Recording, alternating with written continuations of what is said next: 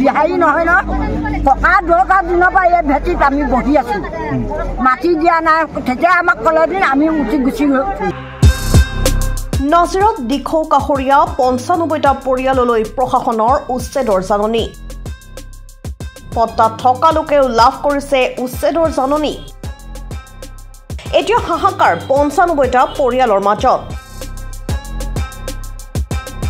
নাজিৰাৰ দিখৌ কাষৰীয়া ৯৫টা পৰিয়াললৈ আচম্বিতে প্ৰশাসনৰ উচ্ছেদৰ জাননী পট্টা থকা লোকেও উচ্ছেদৰ জাননী লাভ কৰিছে বুলি জানিব পৰা গৈছে বিষয়টোক লৈ পৌৰপতি আৰু ৰাইজৰ সংঘাত দেখিবলৈ পোৱা গৈছে নিৰ্বাচনৰ আগত স্থায়ী পট্টা দিয়া হ'ব বুলি ঘোষণা কৰিছিল মন্ত্ৰী পীয়ুষ হাজৰিকাই নিৰ্বাচন পাৰ হৈ যোৱাৰ পাছতেই উচ্ছেদৰ জাননী লাভ কৰাত হতভম্ব হৈ পৰিছে লোকসকল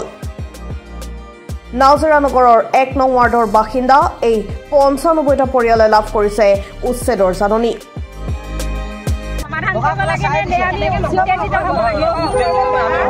সমাধান কৰিবৰ কাৰণে আমি এটা চিন্তা কৰিবৰ কাৰণে বৰনামঘৰত আমি গোট খাইছোঁ চৰকাৰে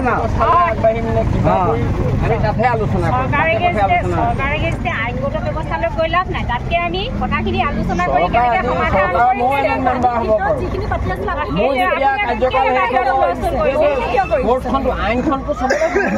আইনত চবকে সমানে চাব আমি আইনৰ ব্যৱস্থা ল'বলৈ বাধ্য হ'বলগীয়া হৈছে আপোনালোকে তাত বেদখল কৰি আছে নেকি আপোনালোকৰ পটা মাটি আছে প্ৰশাসনে কি কৈছে এতিয়া প্ৰশাসনে কি কৈছে প্ৰশাসনে কি কৈছে পটা একচেপ্ট নকৰে এতিয়া কি কৰিব আপোনালোকে যিহেতু ১৫ দিনৰ সময়সীমা বান্ধি দিছে আপোনালোকে দিলেও আমি উঠি নাযাওঁ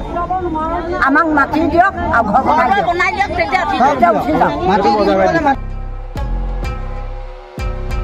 গেলেকীৰ পৰা ৱাহিদ আলীৰ ৰিপৰ্ট নিউজ 13